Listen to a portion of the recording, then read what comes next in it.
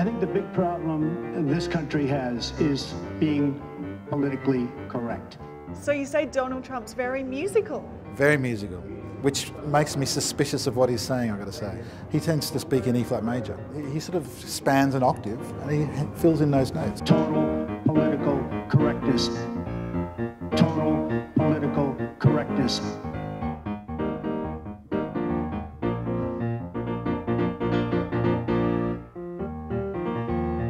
If you're trying to bypass someone's rationality, you're probably going to maybe emphasise the musicality a bit more, because that's tapping into the emotions. Now that can be a fantastic thing, of course, because it can rouse us to action, but it's also just something to be aware of. I just don't respect her as a journalist. The more musical you speak, it's probably an indication that you're trying to manipulate someone in some way. For instance, when Bill Clinton said, "I did not have sexual relations with that woman." He's got this beat going, you know. I think everyone has music in their voice all the time. Whether to actually fire them up like Martin Luther King, his I Have a Dream speech is very musical. I have a dream that one day every valley shall be exalted.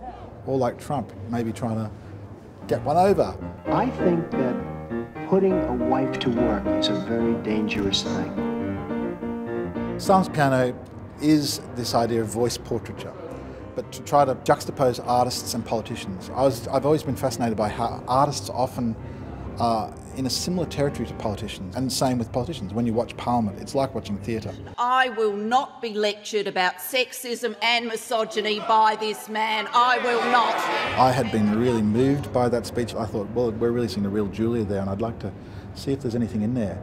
And as I inspected it, I found it had this incredible musical structure. I will not be lectured about sexism and misogyny by this man. I will not.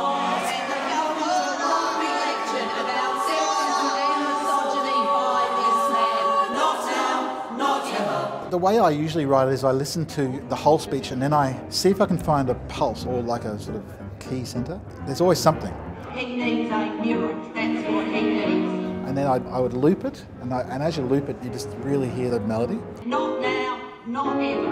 Not now, not ever. And it becomes very obvious when you loop it. In fact, try it yourself. Try recording something you're saying and loop it. There's always some music there. You are part of the war on women. You are part of the war on women. We all have a unique musical style. I'm just trying to say, well, you know that speech you heard? Listen to it again, and you can hear there's all this melody in there. Isn't that interesting? You're so overpriced.